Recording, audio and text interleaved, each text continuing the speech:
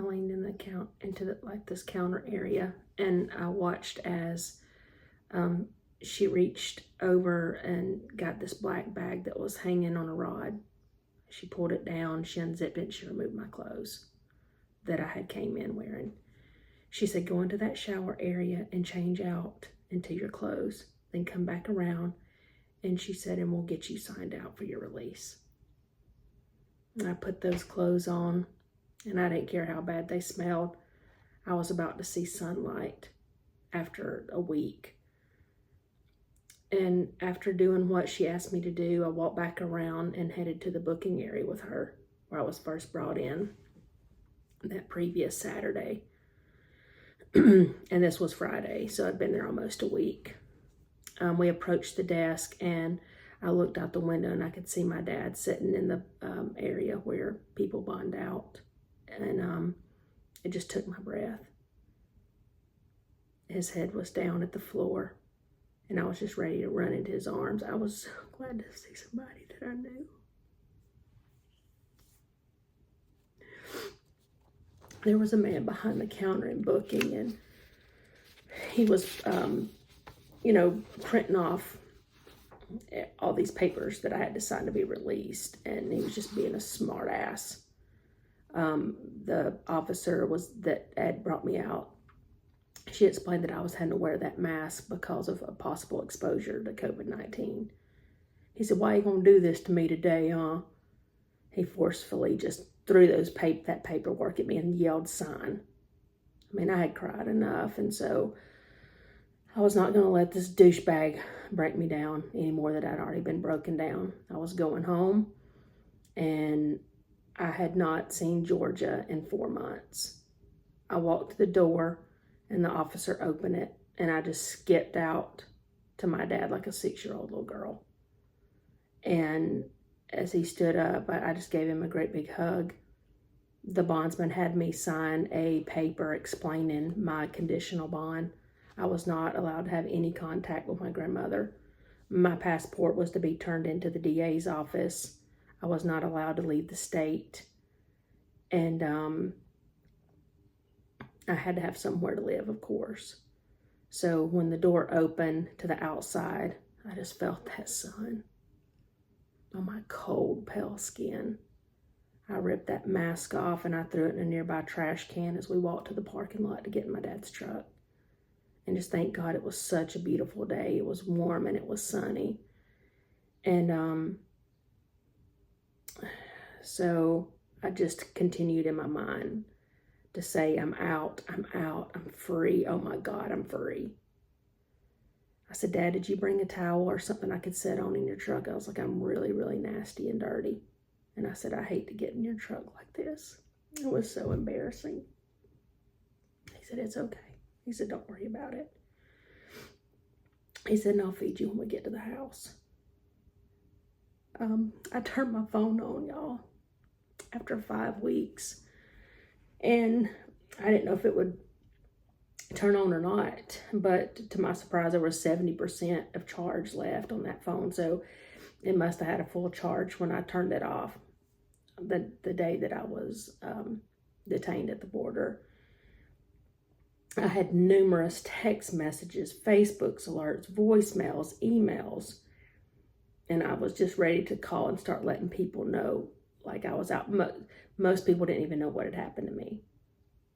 You know, the people that were really, really close to me in my life knew, but acquaintances and friends that I only would talk to every couple months, they had no idea. And I had forgotten, even about being hungry. I was just so excited to get out. And the streets were dead. I mean, there was nobody out. You hardly saw a car. And the town hadn't changed a bit.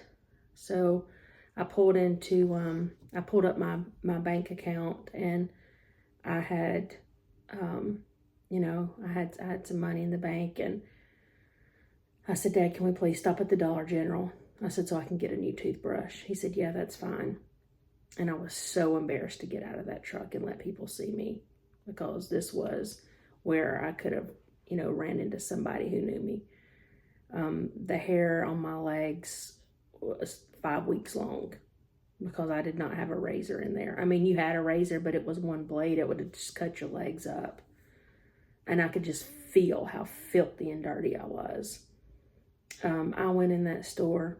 I bought shampoo, toothpaste, toothbrush, face soap, razors, just anything you can imagine cleaning your body with.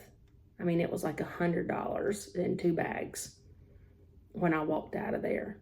And my dad I think he started to walk into there with me, and then he turned around and went back to his truck. I mean, I'm sure he was embarrassed, really, about running into somebody he knew in that town where, you know, he lived, and the way I looked.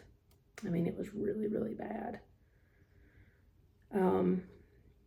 We passed the assisted living where I knew that my grandmother was now living, and I just held back all that pain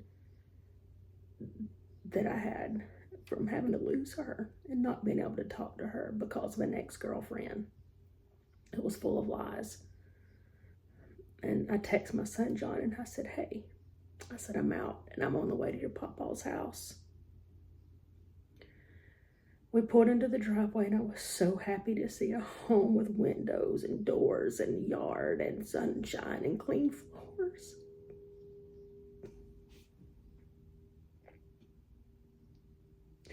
I didn't know what I wanted to do first. I didn't know if I wanted to eat or take a shower. I'd been neglected of both. My dad warmed me up something. Gave me a handful of vitamins. You know, he said, you're going to have to get your immune system built back up. I was so deficient in everything. I mean, I could just tell by the way I felt. And there was this big box in the middle of his living room floor that my friend had shipped with some of my things that was in her car when I got arrested at the border. So after I ate, you know, I went and I found my big red backpack that had some of my clothing and my laptop and my last journal and some toiletries. And I headed back to that back bathroom and I stripped down. I barely was able to let that water warm up, and I mean, I was in there. It took me over an hour to shave and bathe and feel myself to be clean enough. And I stepped out and I put on clean clothes. Oh my God, I'm just feeling it right now, like how good that feels. I took all those dirty clothes from jail, shoes. I took them outside and I opened up the trash can lid. My dad had this big, like, yard trash can, a contractor bag, so I just threw everything in there. And he said, Brett, he said, why are you throwing your stuff away? Why are you throwing your shoes away? Those are nice shoes. And I said, Dad, you have no idea what I've been through in those shoes. I said, I can't even look at them. I said, I will order me a new pair. And I walked into the living room and they had decided to give me my Christmas presents. I mean, it was hard to believe I was opening Christmas, you know, around Easter. And then my son pulled in. And this was another moment that just took my breath away. It's when he walked in. I hugged him so tight. And all I could say was, I figured you'd be really skinny or really fat from the food in there. And I had to laugh because I hardly ate in there, and I had lost a lot of weight. So, I mean, it felt safe to just return to something familiar. And that night I crawled into the bed that you know, me and my sister spent time in growing up. It was kind of like our childhood room.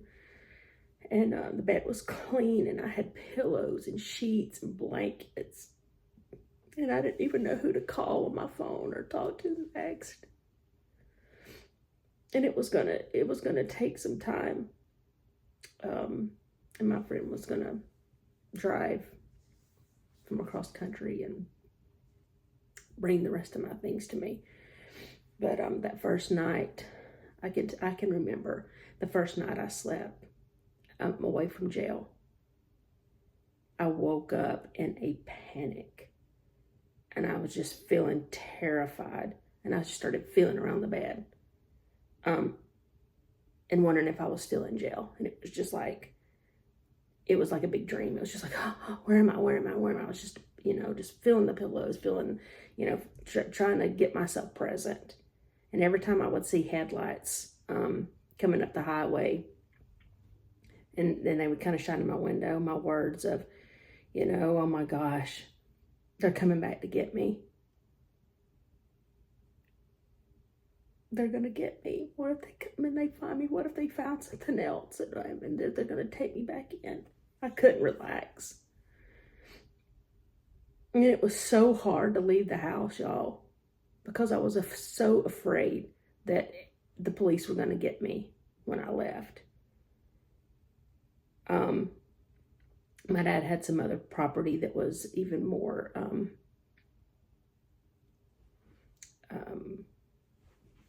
isolated, I guess. And so I got to go out there and put my bare feet on the ground and sit in the sun.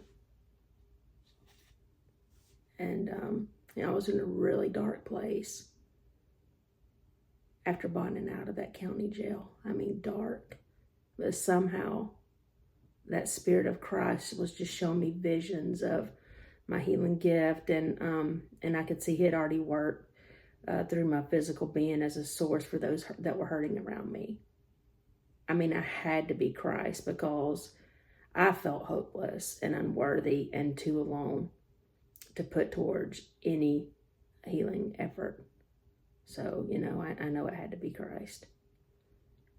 The depression was dark.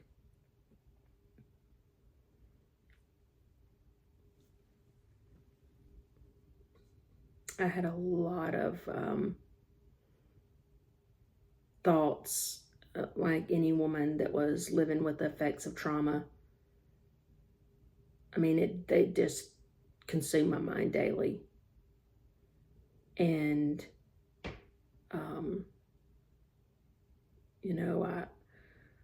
one great thing that a counselor that I was able to see via Zoom when I got out, he'd been my counselor for a couple of years, but he said, when you talk about things that you're internalizing, he said, I see the depression. So I was talking about the things that I went, kind of the dark stuff that it was making me feel, not necessarily what I'd been through. Anyway, he said, I see the depression. He said, but when you focus on the service of helping others and like how you're going to take this and be a voice and advocate for others, he said, you light up. So I believe that something good was going to come out of this. I had never lived with my dad before. I mean, not since I was a 3-year-old. And here I was in my 40s. I mean, I'd go visit, or, when I was younger, it was like every other weekend.